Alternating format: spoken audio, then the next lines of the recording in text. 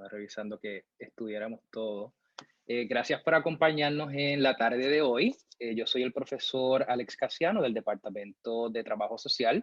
En esta tarde me acompañan las compañeras, la doctora Solmari Rodríguez del Departamento de Enfermería y la doctora Ibelis Valentín, directora de Capellanía Universitaria.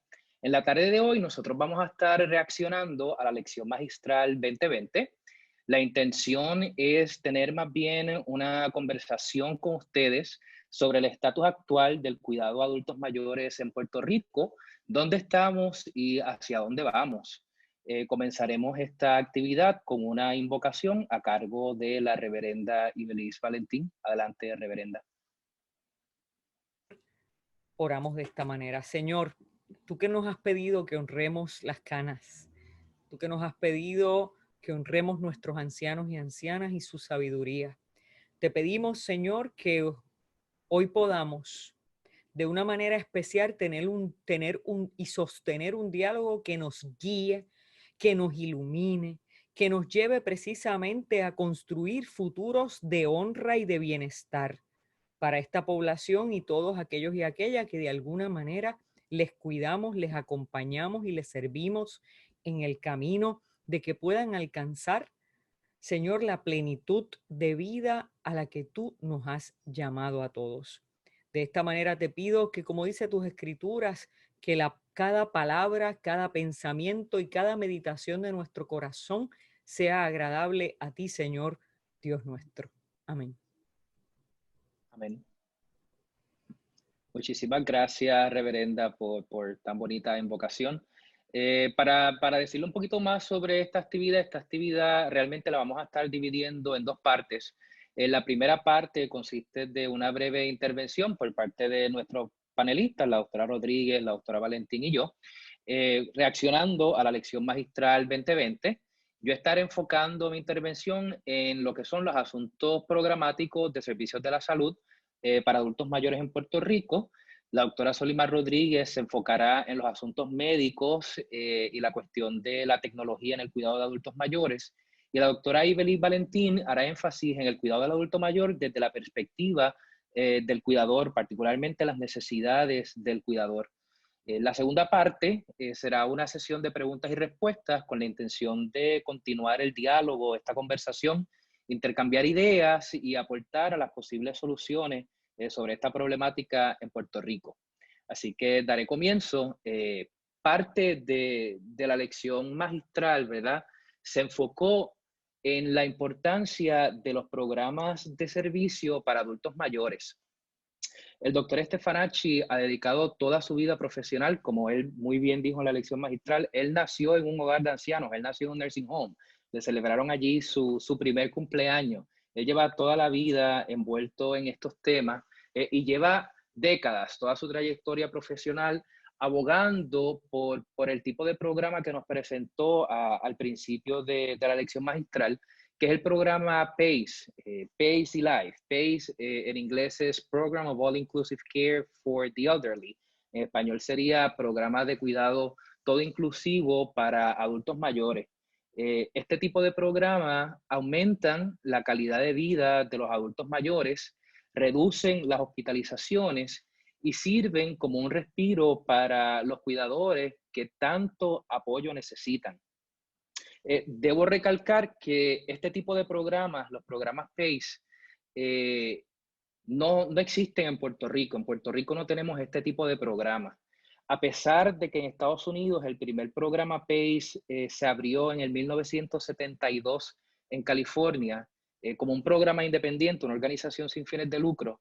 Una vez este programa pasa a ser un programa bajo Medicare y Medicaid, ya en los años 80, si no me equivoco, en el año 86, esa ley orgánica que crea específicamente PACE excluye a los territorios norteamericanos de la participación del mismo. Es decir, que esa misma ley orgánica que crea PACE no permite que lugares como Puerto Rico puedan participar de ese programa y de esos fondos que están disponibles para abrir un centro o un programa PACE en la isla. Yo creo que es bien importante recalcar esto por varias razones, ¿verdad? Número uno, porque Puerto Rico es una sociedad que experimenta un rápido crecimiento en su población de adultos mayores de 55 años. Es una sociedad en envejecimiento, ¿verdad? Carente de un plan efectivo y eficiente, un plan real para servir a esta población, ¿verdad? Y a las necesidades. Los programas que existen en Puerto Rico para servir a los adultos mayores escasean porque son más los adultos mayores que necesitan los servicios que los programas disponibles o los espacios disponibles que hay en los distintos programas. A nivel gubernamental, no hay un plan para mitigar los efectos sociales y fiscales del envejecimiento.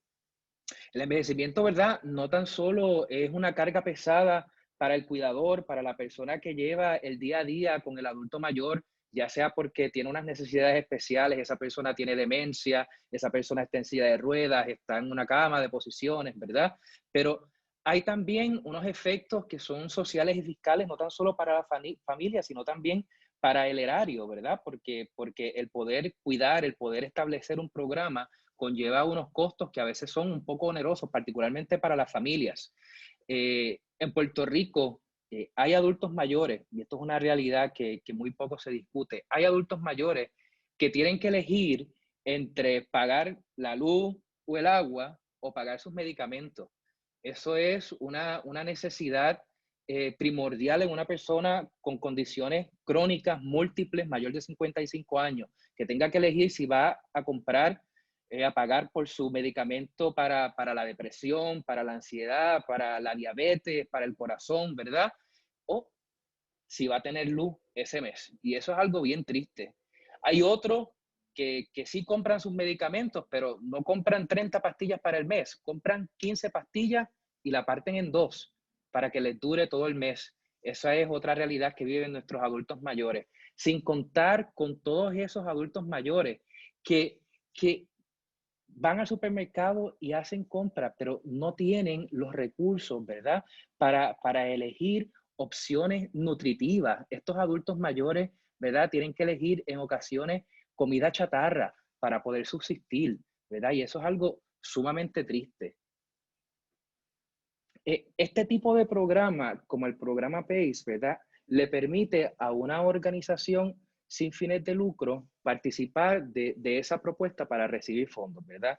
Y lo importante es que no es tan solo un centro de cuidado diurno como estos programas que existen en Puerto Rico. En Puerto Rico, en las pasadas 3 y 4 décadas, han existido programas como SPAVI, Esperanza para la Vejez, que hay distintos centros a través de la isla.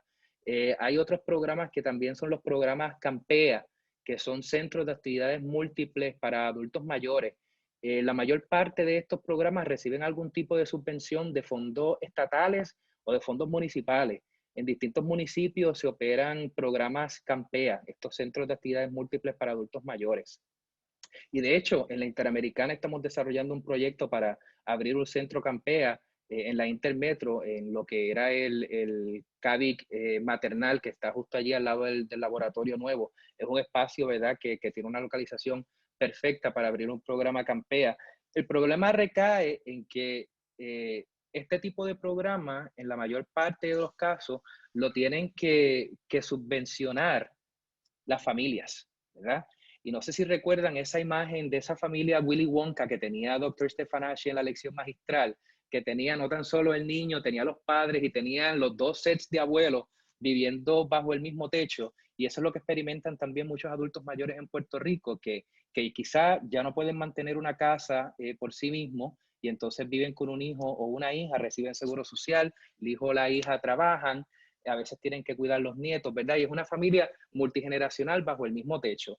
A veces el adulto mayor tiene unas necesidades especiales o tiene unas necesidades de socialización y entonces desea compartir en un centro, como en un centro, un programa Campea, ¿verdad?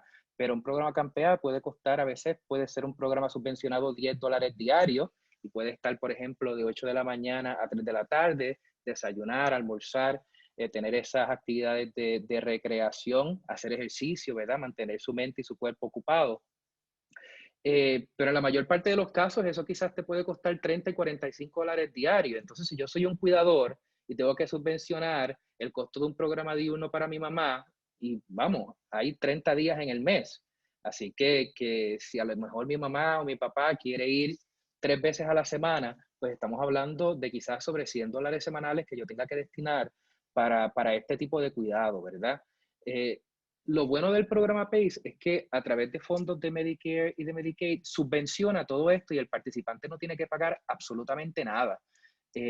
Venimos varias semanas escuchando sobre la pérdida de fondos de Medicaid para Puerto Rico, los tan mencionados $1.000 millones que perdimos en fondos de Medicaid porque no se van a asignar en el próximo presupuesto. Y yo vengo 2 o 3 semanas fantaseando con todo lo que yo hubiera podido hacer con ese dinero para nuestros viejos en Puerto Rico en cuestión de programas y servicios, ¿verdad? Porque yo creo que cambiar la ley orgánica que crea los programas de cuidado todo inclusivo para adultos, incluir a los territorios estadounidenses, en este caso incluir a Puerto Rico en esa ley orgánica, sería de mayor beneficio, ¿verdad? La mayor parte de nuestros adultos mayores en Puerto Rico podrían cualificar para este tipo de servicios, podrían no tan solo, ¿verdad?, asistir a un centro de cuidado diurno cuantas veces quieran o necesiten, sino también recibir alimentos nutritivos, desayuno, almuerzo y cena, que en muchas ocasiones el programa lo provee servicios de home care, provee servicios de hospicio cuando la persona se está acercando al final de su vida, ¿verdad? Y provee servicios de respiro para los cuidadores, que es una de las cosas más importantes también, ¿verdad? Este programa existe no tan solo para el participante, sino también para ese cuidador que tanto apoyo necesita, ¿verdad? ¿Dónde estamos en Puerto Rico ahora mismo en cuestión de establecer programas como este? Pues yo creo que estamos en pañales todavía. Yo creo que sí vamos a ver un crecimiento exponencial de los programas de cuidado diurno, estilo programas Campea, de estos centros de servicio, a lo mejor de centros de cuidado, de estos tipos de hogares de ancianos que a veces, no sé, por ejemplo, en mi urbanización, en la calle de atrás, compraron una casa de 3 cuartos y la convirtieron en un hogar de ancianos, como le llaman, ¿no? Y allí viven 6 adultos mayores. Yo creo que eso va a proliferar en varias comunidades en Puerto Rico, pero ¿cuán cerca estamos de establecer un programa como este? Pues estamos bastante lejos. Yo creo que para nosotros poder establecer este tipo de programas con una subvención federal y una subvención estatal que conlleva mucha coordinación entre el Estado, entre el gobierno federal y entre una organización sin fines de lucro que sea el sponsor en la isla, yo creo que estamos a unos 5 o 10 años de poder realizar algo como ese, pero yo creo sinceramente que este es el momento propicio, ¿verdad? Nos acercamos a unas elecciones, nos acercamos a un cambio de gobierno, no tan solo en Puerto Rico, sino en Estados Unidos, y yo creo que es el momento perfecto para nosotros poder pedir, ¿verdad?, una igualdad en fondos de Medicaid y poder establecer este tipo de programas. Yo creo que es justo para nuestros adultos mayores en Puerto Rico, yo creo que es muy necesario para nuestros adultos mayores en Puerto Rico y para todos los cuidadores, ¿verdad?, que día a día también batallan con todos los aspectos físicos, sociales, emocionales y psicológicos del cuidado a un adulto mayor. Así que sin más, en mi intervención le paso la batuta a la doctora Rodríguez. Saludos a todos. Dentro de mi enfoque o lo que a mí me interesó, estoy totalmente de acuerdo con lo que ha mencionado el doctor Casiano. Definitivamente estamos en unos momentos de cambio y definitivamente estos son unos momentos donde deberíamos considerar hacia dónde nos queremos dirigir para poder ayudar a esta población que se encuentra en crecimiento. Uno de los tópicos que a mí me pareció muy interesante en la lección magistral del doctor Stefanacci fue el enfoque que le damos o que podríamos aprovecharnos en estos momentos en relación a la tecnología. Él trajo una foto bien pertinente de los Jetson. Como bien él mencionó, esto fue creado en el 1962 y pudimos observar en la foto donde estaban haciéndole una teleconsulta al niño mediante un televisor. ¿Quién diría que hoy en día estaríamos precisamente en esos zapatos? En esta situación de la pandemia, la tecnología se ha convertido en una herramienta necesaria y muy útil para poder no solamente educar a las personas, sino también para poder ayudar a nuestra población adulta. En estos momentos son tantas las herramientas que nosotros podíamos utilizar y la educación es una herramienta clave para poder lograrlo. Recientemente yo tuve una experiencia en la cual necesité de una consulta médica y todo me lo hicieron a través de WhatsApp. Yo hice mi cita, llamé, ellos me dijeron envíame tu información, yo envié todo a través de email, La doctora se comunicó conmigo por teléfono, yo le envié la foto a través de WhatsApp, al minuto ella se comunica conmigo de vuelta y ya yo tenía mi cita, tenía mi consulta, mi tratamiento, mi orientación y todo lo que yo necesitaba me lo enviaron. Si eso para mí fue tan conveniente, imagínense cuán conveniente eso pudiera ser para nuestros envejecientes mayores, especialmente aquellos que viven en áreas rurales o que tienen dificultad de transporte. Así que yo creo que como enfermera, uno de los roles que nosotros deberíamos tener es poder educar a nuestra población, no solamente a lo que es nuestra población mayor y familiares, sino también a lo que son los cuidadores y los que son los profesionales de la salud. El doctor Stefanacci mencionó en su lección magistral que ellos utilizan allá en Estados Unidos este dispensador en el cual se les coloca todos los medicamentos del paciente por día y el paciente recibe una alerta de que tienes que tomar medicamento. Si el paciente no lo recibe o no busca su medicamento, inmediatamente lo llaman. Si el paciente no contesta, llaman a ese familiar. Si el familiar no contesta, llaman al médico. Y hay una constante comunicación entre ese médico, el cuidador y el paciente. Y yo creo que hacia eso nos deberíamos mover. Ya estamos en tiempo de aprovechar las herramientas que tenemos. Y aquí es donde yo creo que le debemos sacar provecho a lo que se conoce como la telemedicina y lo que es ese cuidado virtual, que aunque son similares, ambas tienen un enfoque distinto, pero podemos utilizarlo para trabajar a la mano. Cuando hablamos de telemedicina, hablamos de enfocarnos en tratar condiciones crónicas utilizando herramientas como por ejemplo video, que es lo que estamos haciendo ahora. Podemos utilizar mensajes de texto instantáneos sin necesidad de ver a la persona de frente. Pero cuando hablamos de un cuidado virtual, estamos hablando de utilizar cualquier medio necesario que ese profesional de salud pueda utilizar para poder educar a esta población. Y entre ellos tenemos múltiples aplicaciones tan sencillas como desde nuestro teléfono celular. Ya hoy en día la mayoría de nosotros tenemos teléfonos celulares en las cuales podemos orientar a nuestros pacientes o a nuestros participantes en este caso para que ellos puedan utilizarlo. Entre ellos tenemos para monitoreo de EKG. Ya no solamente podemos tener nuestro reloj inteligente y nuestro celular y observar pulso y respiraciones, podemos inclusive bajar aplicaciones gratuitas para el manejo de EKG. Hay una aplicación de EKG específicamente que se llama Cardia Mobile, que te ayuda a EKG y por un costo adicional te da hasta la oportunidad de tú poder manejar los pads con tus propios deditos desde tu celular. Una excelente aplicación para personas que sufren de problemas cardiovasculares. Tenemos aplicaciones que también son gratuitas, que podemos bajar al celular, como por ejemplo el Pain Coach. Esto es para pacientes con enfermedades crónicas que necesitan un manejo bien acertado o bien específico del dolor. A través de esta aplicación, ellos pueden anotar sus síntomas, sus manifestaciones y pueden incluso hasta identificar cuáles son aquellos métodos preventivos que ellos pueden utilizar para ese manejo de dolor. También tenemos aplicaciones que son gratuitas para nuestros pacientes de cáncer, pacientes que estén buscando estudios de investigación en las cuales ellos puedan participar, que se les dé una oportunidad a través de la aplicación. Ellos tienen una lista completa de cuáles son los trials o los research que están haciendo y ellos a través de la aplicación pueden hacer esa solicitud.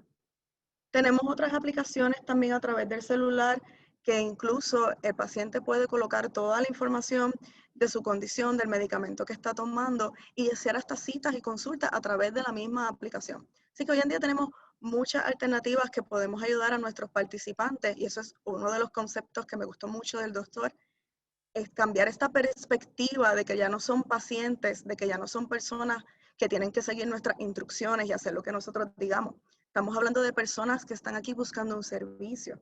Así que nosotros estamos en el rol de servir, no en el rol de mandar o en el rol de imponernos. Así que yo creo que el utilizar esta palabra de participante es bien pertinente para poder ayudarlos a que ellos se independicen en el cuidado, que hacia eso es a lo que nos deberíamos mover. Si regresamos a la fotografía que menciona el doctor Casiano, que el doctor Stefanacci presentó acerca de estos dos pares de abuelos estando todos juntos en una misma casa, con los padres, con los hijos, la responsabilidad en el cuidador es bien grande. La responsabilidad que tenemos en nuestras manos es bien grande y esta estadística va a continuar en aumento. Ya estamos viendo una tendencia que no va a disminuir. Así que nosotros nos debemos mover a educar y nos debemos mover a buscar esas herramientas necesarias que faciliten ese proceso y ese cuidado que el cuidador está brindando y a la misma vez tratar de ayudar a este paciente viejo y a este participante a que sea más independiente en lo que es su cuidado y que podamos ayudarle a prevenir, que realmente ese es nuestro mayor rol. Así que dejo a Ibelis para que pueda continuar con ese rol del cuidador en enfermería.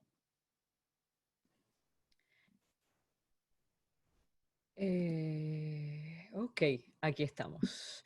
Pues miren, a mí me llamaron la atención dos cosas particularmente de la lección magistral. La primera ya la tocó la compañera, que es la tecnología como un elemento innovador para mejorar el cuidado y la calidad de vida de los pacientes. Y la segunda, que es en la que me voy a concentrar, es en la adaptación que él hizo de la pirámide de Maslow a los pacientes de la tercera edad. Y lo que yo voy a hablar tiene que ver con el cuidador y tiene que ver con el paciente. Básicamente voy a hablar más integralmente, ¿no?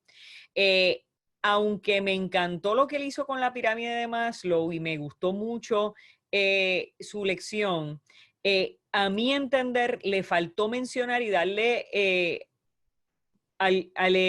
adaptar, ¿no? En esa adaptación de la pirámide le faltó integrar la dimensión y el elemento de la espiritualidad del paciente y del cuidador. En mi experiencia de más de 7 años de cuidado pastoral clínico, he aprendido que la espiritualidad del paciente y del cuidador son vitales para su bienestar y para alcanzar, si vamos a dejarnos llevar por la pirámide, para alcanzar el estado de autorrealización. Así que cuando hablamos primero de espiritualidad, para ponernos como que más o menos en la página de entender bien de lo que estamos hablando, yo no me estoy refiriendo a espiritualidades ascetas ahí de irse a un monasterio ni nada de eso. Tampoco me estoy refiriendo a que las personas tengan que tener un entendimiento particular y una práctica religiosa particular de creer en un Dios, en un creador del universo que dirige nuestra vida. En el siglo XXI, cuando hablamos, y sobre todo en la clínica, en el contexto clínico, cuando hablamos de espiritualidad, hablamos de una parte multidimensional de la experiencia humana que incluye nuestro sistema interno de creencias, que ayuda al individuo a buscar significado y propósito en la vida, que nos ayuda a experimentar esperanza, amor, paz, ¿verdad? Consuelo, apoyo. Y más o menos esto es una paráfrasis de una definición que da Christine Larson en un artículo que se llama The Importance of Spiritual Assessment para el Clinician's Journal of Geriatric Nursing. Así que, ¿cómo nosotros utilizamos esta definición como plataforma, ¿verdad? Para lo que estamos planteando. Pues miren, la espiritualidad del siglo XX, el siglo XXI, perdón, no es una disciplina que se limita al entendimiento de un Dios creador, como ya les dije, y de nuestras prácticas religiosas. La espiritualidad, como la entendemos hoy, se trata de buscar esa integración de todos los aspectos de la vida y de la experiencia humana.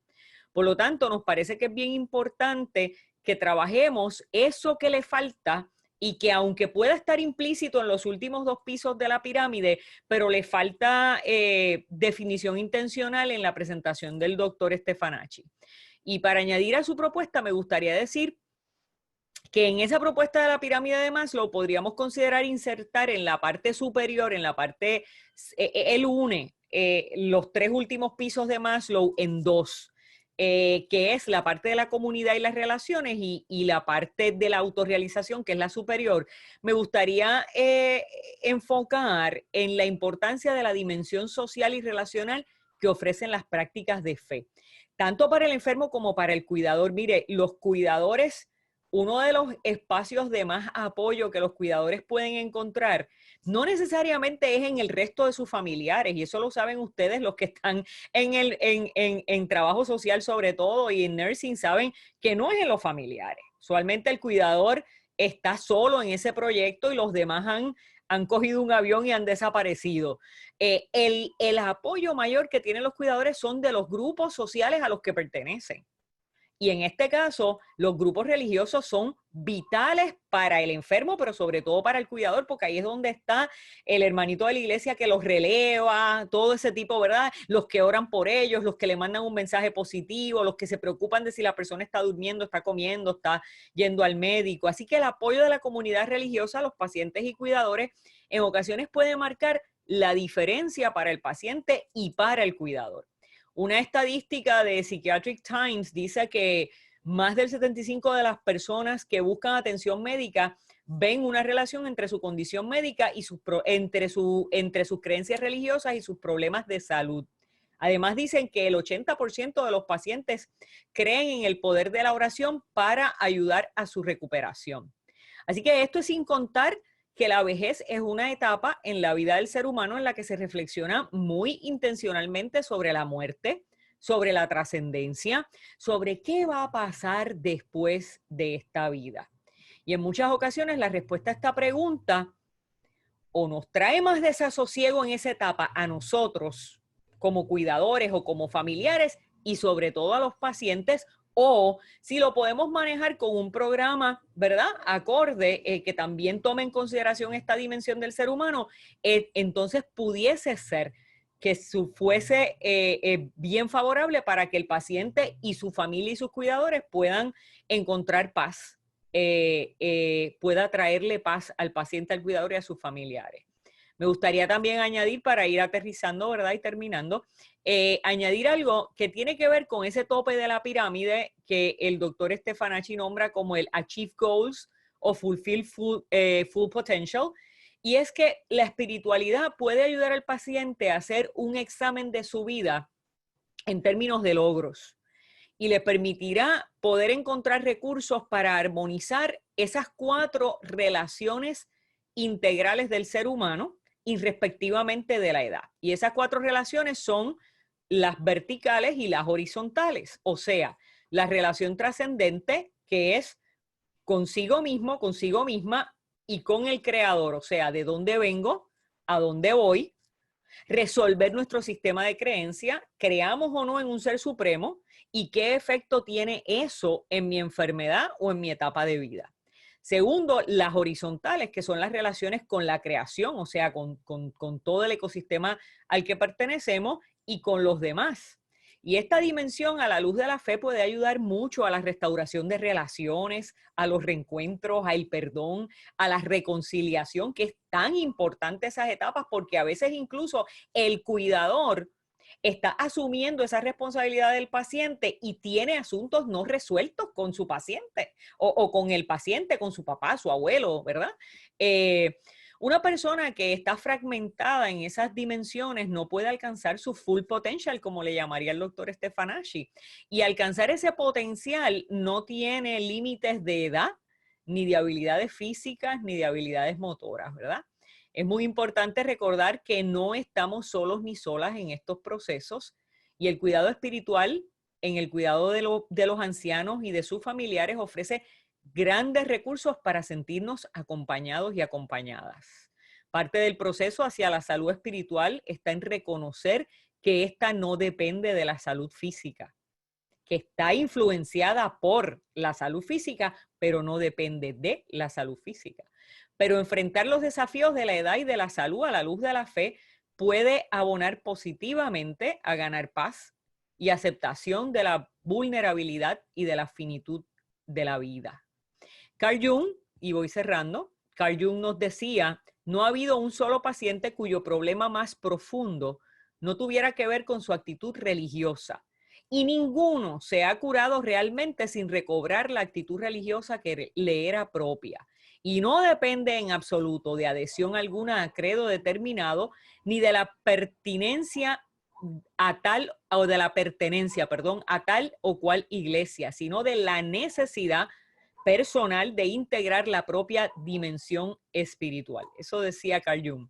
Les voy a dejar con unas recomendaciones, guías para el cuidador, para que pueda fortalecer su fe. Hable con un capellán o figura religiosa que tenga adiestramiento y experiencia clínica. Perdone que sea aquí un poquito exigente con esto, pero de la misma manera que usted no se atiende una alergia con un cardiólogo, tampoco usted se va a atender, ¿verdad? La salud espiritual en el contexto clínico con cualquier pastor, porque todos tenemos nuestras competencias particulares y para esto es importante que el pastor o el capellán tenga adiestramiento clínico. Dedique tiempo para la oración o la meditación y también para descansar. Busque literatura adecuada, haga ejercicios de relajación, camine, relaciónese con esa dimensión de la creación que es la naturaleza, explore sus creencias y busque en su tradición de fe los recursos para comprender y enfrentar la experiencia. Únase a algún grupo de apoyo para cuidadores, sobre todo grupos en los que tomen en consideración la dimensión espiritual, y reconecte con algún grupo religioso que armonice con sus creencias. Aun cuando sienta que ha perdido la fe, conectar con personas o grupos afín a lo que ha sido en algún momento su tradición de fe puede ser un apoyo muy importante. Y gracias por la oportunidad. Muchísimas gracias a la doctora Rodríguez por tan apropiada, ¿verdad?, intervención. Igualmente a la reverenda doctora Ibeliz Valentín. Yo creo, ¿verdad?, 100% que la espiritualidad es un aspecto fundamental del cuidado del adulto mayor, particularmente, como usted bien lo mencionó, hacia el fin de vida. Habiendo trabajado casi 10 años con adultos mayores en Estados Unidos, le puedo decir que en el programa PACE, que era el programa donde, ¿verdad?, me desarrollé, ese capellán, ese capellán con una formación clínica es miembro del equipo interdisciplinario. O sea, se sienta en la misma mesa con el médico, con el trabajador social, con la enfermera y con el resto del personal clínico para establecer un plan de cuidado con metas, con fines y con intervenciones para ese participante, ¿verdad? Me recordó mucho su intervención, ¿verdad? Cuando la mayor parte de mi tiempo lo pasé en Filadelfia, estuve 8 años viviendo en Filadelfia, trabajando en un programa PACE, y tenía muchos puertorriqueños que habían emigrado a Estados Unidos, y entonces habían cortado las relaciones con familiares en Puerto Rico, y entonces estaban en Filadelfia, ya estaban, ¿verdad?, mayores, 75, 85 años, tenían múltiples condiciones crónicas y se encontraban solos. Entonces, por ejemplo, venía un diagnóstico como el diagnóstico de cáncer, ¿verdad?, que es muy difícil de aceptar, es muy difícil de trabajar, ¿verdad? Y entonces esa persona comienza a pensar en mis hijos, en sus hijos, ¿verdad?, en sus familiares, en todas esas personas que a lo mejor dejó en Puerto Rico, cortó comunicación, no tiene comunicación con ellos hace 15, 20, 25 años, ¿verdad? Quizás piensa que ya es caso perdido, que no puede restablecer relaciones, pero entre trabajo social y capellano capellanas se pudieron restablecer decenas de relaciones para que esas personas pudieran tener paz y cerrar ese ciclo de fin de vida. Así yo creo fielmente en ese cuidado pastoral de capellanía. Muchas gracias. A tu orden. Muy bien, pues nos moveremos a la segunda parte de preguntas y respuestas. Pueden escribir sus respuestas en el chat y entonces nosotros los moderadores le estaremos dando seguimiento a sus preguntas, intentaremos contestarlas. Si no sabemos la contestación, pues entonces buscaremos cómo hacerlo, ¿verdad? Pero el chat está libre, pueden escribir allí sus preguntas y nosotros entonces haremos el trabajo de contestarlas. Buenas tardes. Saludos. Ahora, buenas tardes. Saludos a todos. Gracias por las reacciones de cada uno de ustedes, cada uno en su dimensión, muy buena, muy clara. En la tarde de hoy me había comentado la reverenda sobre el tema de espiritualidad y lo primero que me vino a la mente fue decirle, pero es que está, y él me dice, no está en toda la conferencia. Y es cierto, no está. Le digo, hay una transparencia. Me dice, tampoco está. Le digo, bueno, la pregunta es, no está implícito, ¿verdad? En vez de explícito, porque las 7 partes o componentes o competencias que me hablaba el recurso, era como si yo navego por todas estas partes y si la espiritualidad no está, pues ¿de qué estamos hablando, verdad? Y es cierto, no está explícitamente. Y ahora tú me explicas a mí, Alex, que de cierta manera, pues está el componente, está las manos, está el trabajo, está ese cuidado, está esa parte de fe y creencia en lo que sostiene a la persona hasta su nueva vida, ¿verdad? En los que creen. Así que, pero traerlo de manera explícita en los programas me parece que sí, que debe de estar de manera tal que no perdamos esa perspectiva, sobre todo en los que los necesitan, que son los cuidadores y los participantes. Y gracias, verdaderamente gracias, compañeros. si me permite, es importante que tengamos, por ejemplo, claro que en por ejemplo, todos los programas que tienen fondos federales tienen que tener un capellán. O sea, eso está establecido y no es la capellanía que nosotros tenemos en mente de la persona que llega al hospital con una Biblia debajo del brazo y a orar y a cantar coritos. Eso no es. O sea, es lo que nosotros conocemos en la clínica como la espiritualidad basada en la fe del paciente, y eso incluye si tiene o no tiene. Yo en mi experiencia con los pacientes, en este caso vamos a llamarle participantes como él lo hace, ha sido que si me han dicho del tiro, no, mire, yo no creo en Dios, no me hable de eso, yo le digo, bueno, pero tienes un periódico ahí, déjame sentarme contigo y vamos a hablar de las noticias. Y entonces, o qué sé yo, tienes un libro, una vez me tocó uno que era profesor de física o algo así, y está muy lejos de mis competencias, así que tuve que hacer un esfuerzo bien grande por poder establecer una relación con él. Pero entonces vamos encontrando esos elementos en común, esos lugares, ¿verdad?, donde todo ser humano tiene preguntas existenciales, que es de lo que se trata la espiritualidad en el siglo XXI, y podemos, ciertamente, pues, como dice el doctor Alex, o sea, sí está en los programas, pero yo creo que tenemos que ponerle nombre sin miedo a esta nueva visión de espiritualidad de este siglo, y que lo diga, o sea, que no nos avergoncemos o que no sea como que está implícito en el programa. Yo creo que hay que darle valor porque tiene un gran valor. Tenemos una pregunta del doctor Oscar Cruz Cuevas. ¿En qué lugar queda el aporte de la bioética? Pues parte de la reflexión de esta disciplina es la relación entre el médico-paciente y el cuidado a la persona de la tercera edad. Buenas tardes. Yo creo que aquí en este concepto, ¿verdad? Que tendríamos que como que indagar un poquito más en lo que son los conceptos de lo que es la bioética, pero sí, realmente estoy de acuerdo en que la disciplina es bien basada entre esa relación de médico y paciente, pero no solamente médico y paciente, como bien han mencionado los compañeros, nosotros tenemos que también considerar a esos cuidadores y esas personas que están involucradas dentro de este proceso en todos los aspectos y en todas las áreas de lo que eso implica. Sí, yo creo que aquí deberíamos como indagar un poco más en esta implicación de la bioética y cómo podemos entonces aportarla, y cómo, al igual que la espiritualidad, que quede de forma explícita dentro de lo que son estos programas de los cuidadores. Si los Sí. compañeros me permiten insertar en este diálogo a la doctora Gallá, que es aquí como nuestra gurú de la bioética, me encantaría, porque de hecho ella y yo en ese diálogo que tuvimos hace unos minutos terminamos hablando de bioética, ¿te acuerdas? Sí, claro. Terminamos hablando de qué nosotros pensamos sobre la muerte, de lo que significa en el cuidado, en el proceso de la medicina, en la sociedad capitalista, qué es lo que persigue, si mantener el paciente vivo regardless de que no tenga calidad de vida, de cómo enfrentar la muerte, de qué pensamos de ella a la luz de nuestra fe y todo ese tipo de cosas. Así que, doctora Gallá, yo sin que nadie me dé permiso la voy a empujar aquí y tirar al medio, como dicen nuestros estudiantes.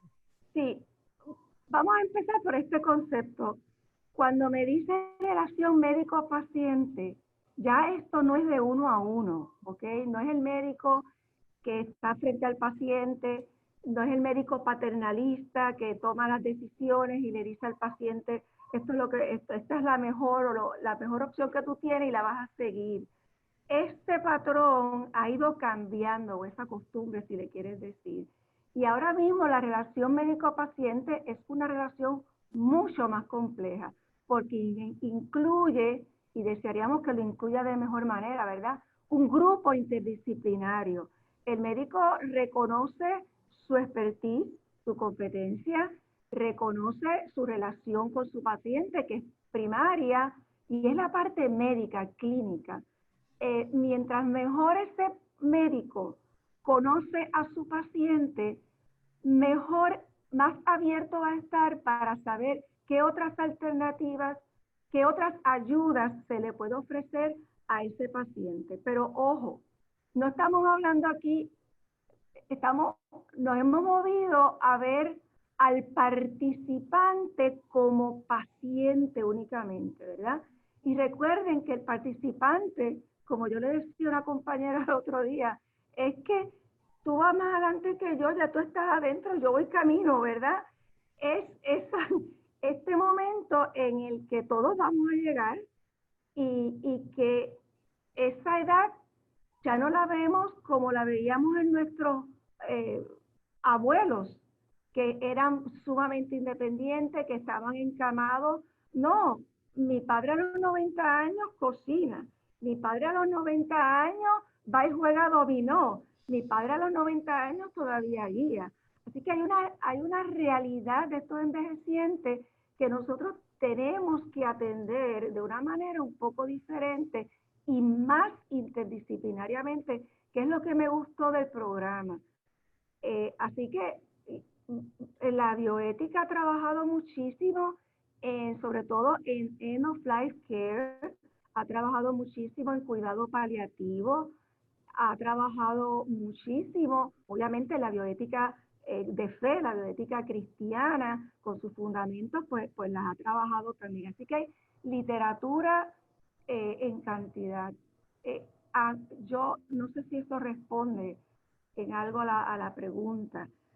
Yo creo que en el 2007 yo estudié, ¿verdad?, en el certificado profesional que estaba dando ciencias médicas en aquel momento. Hice un trabajo sobre los envejecientes y porque me llamó muchísimo la atención que estábamos desarrollando nuestras canas y estábamos viendo ese futuro llegar más cerca a nosotros, pero también ya con nuestros padres. Y me daba cuenta de esa problemática que nosotros tenemos en Puerto Rico y que cada vez es más creciente, ¿verdad? Ponemos esta población como una sola homogénea y verdaderamente no lo es. Y la preocupación mayor que yo tengo ahora mismo es los servicios médicos, el costo, ¿verdad?, que tiene el cuidar a un adulto mayor que todavía no es dependiente, pero poco a poco se está haciendo dependiente. Los cuidadores son abuelos y entonces también son padres y también ahora tienen que atender a sus padres. Y es algo difícil porque no hay económicamente, no todos podemos contar, ¿verdad?, con tener cuidado. Alex me habló de $40 al día de una sola actividad. Imagínense ustedes, obviamente, cuánto saldría un cuidador que no sea un familiar, que es a lo que hemos ido. Yo pienso que poco a poco nos vamos a ir moviendo. Yo entiendo que nuestra generación se separó bastante, fue bien independiente de los padres. Nos fuimos y vivimos en diferentes estados, en diferentes países, etcétera, pero me da la impresión que la generación después de nosotros, más joven que nosotros, se está dando cuenta que vivir cerca de los papás va a ser una necesidad y que tengo aquí un joven de 40 años más o menos que me está diciendo que sí, que se ha dado cuenta a su edad temprana de que sus papás están bien, pero sabe que tiene que velar por ellos de cierta manera, ¿verdad? Y eso es bueno. Mi preocupación siempre ha sido los jóvenes, ¿verdad? Hace 10 años atrás yo le decía a mis estudiantes, es que la especialidad va a ser esta, donde ustedes van a poder moverse, desarrollarse aquí. Entonces tengo compañeros médicos jóvenes, tengo una, sobre todo, doctora en cuidado paliativo, joven, que yo digo, wow, qué bueno que los jóvenes están viendo dónde está la necesidad clínica, mayormente en este país, porque verdaderamente los hospicios no los vamos a poder sostener económicamente. ¿Qué tipo de programa, verdad? Si yo tengo a mis padres a mi lado, o ustedes, que son más jóvenes, ¿qué tipo de programa podemos ir diseñando en Puerto Rico que nos ayude a atenderlos como quisiéramos, a que no se crean, aunque sepan que no son totalmente dependientes, queremos darle es una etapa hermosa, o sea, yo creo que la vejez es una etapa hermosa que hay que estirar lo más que podamos dentro de lo que ellos mismos puedan, que ellos sean los que nos digan a nosotros cómo le podemos servir. Sí, muchas gracias, doctora Gallá. El doctor Oscar Cruz Prueba nos escribe, en esta pandemia tenemos los casos donde los médicos decían a quién le colocaban la máquina y a quién se la negaba. No. Lastimosamente, la decisión era en contra del paciente de mayor edad. Sí, sí. Yo no tengo los datos específicos. Yo sé que eso salió en los news, ¿verdad? Pero hay un protocolo, se lo puedo dejar a usted, doctor Cruz. Hay un protocolo que desarrollaron un grupo de profesionales aquí en Puerto Rico de si esta pandemia llegaba a ese grado, cómo atender a los pacientes en los hospitales. Y definitivamente el primer criterio no es la edad. Eso está claro en muchos médicos en este país. Lo bueno sería, y yo entiendo que lo están haciendo, ese protocolo, el fideicomiso lo tiene y hay que pasarlo, ¿no? Para establecerlo claramente y discutirlo. No es solamente la edad. Entiéndase entonces lo siguiente, si el cuadro clínico en ambos, uno joven y uno viejo, el cuadro clínico es igual en condiciones, en pronóstico, pues obviamente sí podría irse a favor del joven, pues por todo lo demás que pueda dar, pero no es ético que sea exclusivamente por la edad. Y eso ya se ha estado estableciendo en los diferentes foros y artículos científicos y éticos. Yo quiero, si me permiten unos minutos, yo quiero tocar base en este asunto de la bioética desde la perspectiva operacional de los programas de cuidado todo inclusivo para adultos mayores. Se les llama participante en el programa porque la persona participa de la toma de decisiones alrededor de los servicios que recibe, ¿verdad? Le comentaba a la compañera Solimar ayer, cuando nos estábamos preparando para esta presentación del día de hoy, ¿verdad? Que nosotros teníamos participantes, por ejemplo, con end-stage renal disease, enfermedades de riñón ya terminal, ¿verdad? Si este participante, ¿verdad?, recibía toda la información relacionada a su condición renal, la dieta que debe sobrellevar, pero un viernes por la noche decidía ir y comprarse 1 litro de Coca-Cola y bebérselo y al otro día no ir a diálisis. Pues mira, ¿es una decisión buena, mala o diferente? ¿Es una decisión ética o no la del médico de dejar que el paciente tome ese tipo de decisión, ¿verdad? En este tipo de programa se apoya, está basado en fortaleza, ¿verdad? Se le da al participante la información para que el participante pueda tomar una decisión informada, pero al final y al cabo es la decisión del participante. Si el participante decide no seguir la dieta para su condición renal, es una mala decisión desde la perspectiva médica, pero desde la perspectiva del participante, de apoderamiento y fortaleza, es su decisión, ¿verdad? Así que en el programa no es que van a estar peleando con el participante constantemente, no puedes tomarte esto, no puedes dejar de ir a diálisis, ¿verdad? Obviamente se le dicen cuáles son las consecuencias de dejar de ir a diálisis, ¿verdad? ¿En qué va a culminar este proceso? Si tú dejas de ir 3 días a diálisis, puede ser que el 4º día no amanezca, ¿verdad? Se le dicen todo eso, pero realmente la decisión la toma el participante.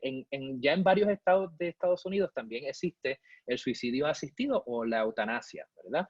Y en algunos de esos estados donde es totalmente legal también existen programas de cuidado todo inclusivo para adultos que tienen entonces que lidiar con decisiones bioéticas relacionadas al cuidado de fin de vida y la posible decisión de un participante que lleva con un cáncer 5 años y no quiere más tratamiento y quiere someterse a un suicidio asistido, ¿verdad? Y entonces llega la decisión a un equipo interdisciplinario donde está el médico, está la doctora, trabajo social, está enfermería, está capellanía, están todos estos profesionales tratando, ¿verdad? No de intervenir en el proceso, sino de crear un plan de cuidado que sea efectivo basado en las decisiones que ese participante quiera tomar, estén de acuerdo o no en el suicidio asistido, en la eutanasia. Yo creo que a eso, si me permiten, también tenemos que añadir que el paciente tiene lo que se llama autonomía. También tenemos que respetar ese derecho que tiene el paciente de decidir acerca de su cuidado, cómo desea que se maneje su tratamiento y al final Está de nuestro lado educar a ese paciente, como bien mencionó el doctor, yo lo voy a educar, cuáles son las recomendaciones que les vamos a dar como profesionales de la salud. Esto es las opciones que te estamos ofreciendo de acuerdo a tu condición, pero al final el paciente es quien debe tomar la decisión de cómo él desea que se maneje y qué es lo que él entiende que es beneficioso para él. Sí. Me gustaría añadir algo, un segundito, que haya bien rapidito. Es que para nosotros en la capellanía clínica, paciente es un término bien interesante porque no siempre nuestro paciente es el enfermo. Nuestro paciente también puede ser el cuidador o la familia, o sea, es la persona que puede ser que ese día cuando entramos a la habitación sea la que tenga la mayor necesidad. Y yo creo que es importante también considerar a la familia y a los cuidadores como pacientes, porque el equipo interdisciplinario tiene que trabajar con ellos. Por ejemplo, una decisión de suicidio asistido que tiene tantos elementos de la fe, porque la realidad es que nuestro entendimiento de dejar el tratamiento o solicitar un suicidio asistido donde sea permitido, tiene muchas implicaciones con relación a nuestra fe. A veces lo que predomina en la decisión de si eso es bueno o malo es realmente la fe. Más que otra cosa, en muchas instancias, ¿no? Y en muchos países, en muchos lugares. Así que quería aclarar esto como para que empecemos a mirar holísticamente que también nuestro paciente puede ser el familiar o el cuidador. Adelante, Gaya. Sí, perfecto. Eso está bien, bien de luz, bien explicado, ¿verdad? Fíjense ustedes una cosa, sobre todo Solmari, comparando las generaciones que tenemos de diferencia, ¿verdad? La autonomía es algo que nosotros estamos reclamando más fuertemente en el siglo XX, más fuertemente a finales del siglo XX, más fuertemente en las generaciones nuestras, ¿verdad? Estoy mirando aquí que creo que fue Cruz, mencionó el principio de beneficencia. Recuerden que estamos pasando de esa visión paternalista a una visión más de autonomía del paciente. Tenemos que tener mucho cuidado cuando nosotros estamos hablando en esto que le llaman en inglés el end of life care, ¿verdad? Cuando llegan esos momentos de toma de decisiones difíciles. Yo creo que esto es parte del programa de lo que hablaba se hablaba en la lección magistral, pero no es lo único. Eso sería en la última etapa, si podemos decir así.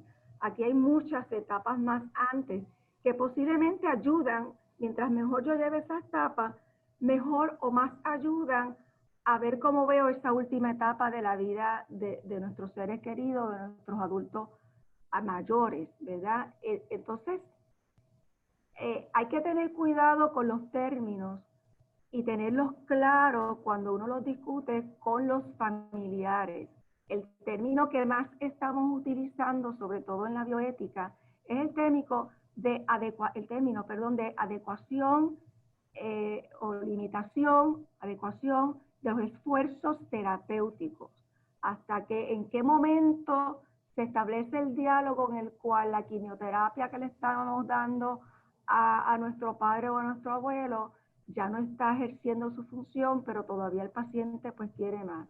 ¿Hasta qué momento podemos hablar de que vamos a echar para atrás, ¿verdad? Autonomía. Bueno, mi padre de 95 años quiere coger las llaves del carro y seguir guiando. Tiene la capacidad, tiene la capacidad hasta cierto punto, pero los reflejos ya no son los mismos, ¿verdad? Puede provocar un accidente y causarse daño al mismo como a otro. ¿Cómo se atiende esto? ¿Qué tipo de diálogo se da? Porque verdaderamente le estamos quitando a nuestros ancianos aquello con lo que vivían. Y seguimos diciéndole, no puedes cocinar, no puedes fregar, no puedes limpiar ventanas. Todo esto es peligroso por las caídas. Entonces hay una etapa de educación que yo creo que nosotros, porque hemos ido más a la universidad que nuestros abuelos, estamos más conscientes de ello, de esas cargas, de esos pesos y de esos golpes que se pueden dar, y los tratamos. Tenemos que tener cuidado de ese balance entre dependencia e independencia en esta etapa, número 1. Y número 2, tener cuidado con lo que se establece como alternativas al final de la vida, porque dejar un medicamento no significa que quiero morir. Dejar un medicamento no significa que voy a buscar uno que me quite la vida de inmediato. Eso es una de las tantas alternativas. Y ahí eso requiere mucho tiempo, mucho diálogo y posiblemente muchas lágrimas de los cuidadores que son familiares, y mucho diálogo entre los hermanos, entre los hijos que cuidan a sus padres. Y a mí me alegra ver tanta gente joven en este panel, sobre todo, ¿verdad?, que está bien consciente de esta necesidad del diálogo con nuestros propios familiares y con nuestras amistades, porque estamos aprendiendo de ellos cuando nos toque a nosotros llegar a ese momento. Sí, muchísimas gracias, doctora Gallá, por su aportación.